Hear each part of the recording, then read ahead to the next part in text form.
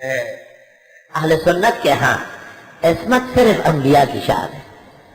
انبیاء علیہ السلام کے علاوہ غیر نبی معصوم نہیں ہے. ابو بکر، عمر، عثمان، علی، حسن، حسین، ابو حنیفہ، بخاری، شیخ عبد القادر، معین الدین، فرید الدین، نظام الدین، شاہ انور شاہ، کوئی بھی معصوم نہیں ہے.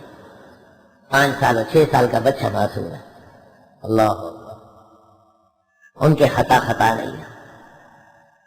لیغفر لک اللہ، تاکہ معاف کر دے اللہ آپ کے لیے، ما تقدمہ، وہ جو ہو چکے ہیں، من ذنبک، آپ کے خلاف اولا امور میں سے، وما تأخرہ، اور جو بعد میں ہوگا. زبردست کامیابی ہو گئی ہے. احمد رضا خان نے ترجمہ کیا ہے ما تقدم من ذنبک، ما تقدم من قرابتک، وما تأخر من امتک. یہ ترجمہ عقلاً نقلاً غلط ہے کہ آپ کی وجہ سے آپ کے بڑوں کی مغفرت ہوئی. تو یہ مسئلہ خود نزائیہ ہے. ابو طالب کفر پر مرا ہے. اہل سنت کا عقیدہ ہے. عبد المطلب، عبداللہ، آمنہ فطرت کے موحد مرے. اور وما تاخر، اس سے تو چاہیے تھا کہ امت کو عصمت مل جاتی. کوئی قائل نہیں ہے. اور آپ نے اپنی پوتی صفیہ، بیٹی فاطمہ اور سب کو کہا ہے کہ میں تمہیں نہیں بچا سکتا، جو کچھ لینا ہو دنیا میں لے لو، اپنا عمل مناسب کر لو. اس سے صاف ظاہر ہے. آج کل حیدرآباد میں ایک مولوی زبیر صاحب پیدا ہوئے بریلوی. اس نے ایک رسالہ لکھا ہے مغفرت و ذم، اور اس میں لکھا ہے کہ خان صاحب بریلوی کی یہ تفسیر عقلاً نقلاً غلط ہے. توبہ توبہ. لیغفر لک اللہ، تاکہ معاف کر دے اللہ آپ کے لیے، ما تقدم من ذنبک، وہ جو پہلے ہو چکے ہیں آپ کے خلاف اولا امور، وما تأخر، جو بعد میں ہوں گے. اگر ما تقدم سے مراد آپ کے پہلوں کے گناہ اور ما تأخر سے مراد آپ کے بعد والوں کے گناہ ہو تو نبی کی عصمت تو ختم ہو گئے. غیر کی ثابت ہوئی اور خود کی نہیں رہی. وَيُتِمَّ نِعْمَتَهُ عَلَيْكَ. خان صاحب بریلوی کے ترجمے پر اعتراض کے 2 اصول یاد رکھنا. ایک یہ کہ اس سے پہلے 4 ترجمے موجود تھے. شاہ عبد القادر کا 1، شاہ رفیع الدین کا 2، شاہ عبد العزیز کا 3، شاہ ولی اللہ کا 4. یہ ہندوستان میں نقد موجود تھے. خان صاحب بریلوی نے ان سے بغاوت کی. علماء دہلی کی نظر اور علم کے مطابق بھی ان کا کنز ایمان غلط ہے. اور دوسرا یہ کہ ان کے تراجم و تفسیر میں سلف کا اتباع نہیں ہے.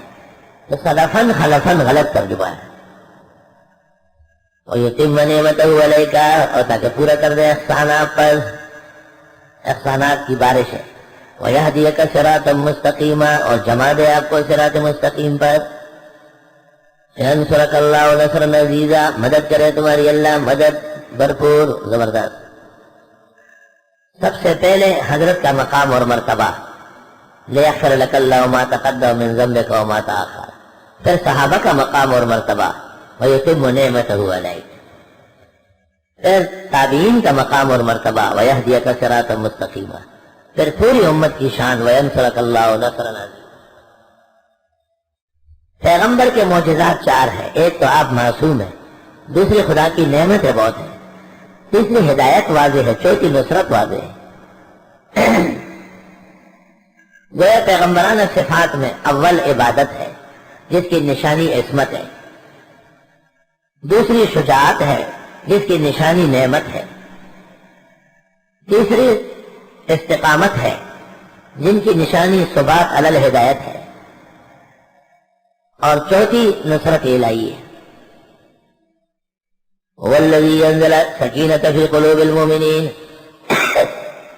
اللہ وہ ہے جس نے اتارا اطمینان مسلمانوں کے دلوں میں.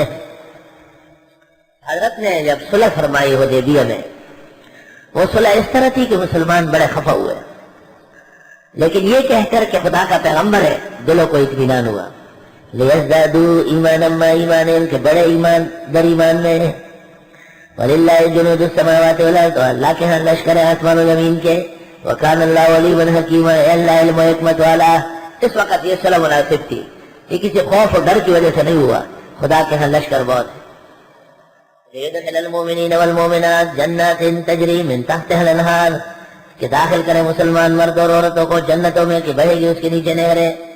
خالدین فیہا ہمیشہ رہیں گے، ویکفر عنہم سیئاتہم اور دور کر دے گا ان سے ان کے گناہ، وکان ذلک عند اللہ فوزا عظیما اور یہ اللہ تعالیٰ کے ہاں بہت بڑی کامیابی ہے۔ اللہ حضرت کو فرمایا لیغفر لک اللہ ما تقدم من ذنبک وما، آپ کا سب کچھ معاف ہے۔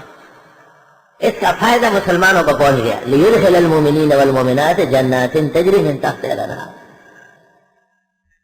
پھر فرمایا ویتم نعمتہ علیک، ہر طرح کی نعمت مکمل ہے، ویکفر عنہم سیئاتہم۔ پھر فرمایا ویہدیک صراطا مستقیما، پھر فرمایا وکان ذلک عند اللہ فوزا عظیما، بڑی کامیابی تو یہ ہے۔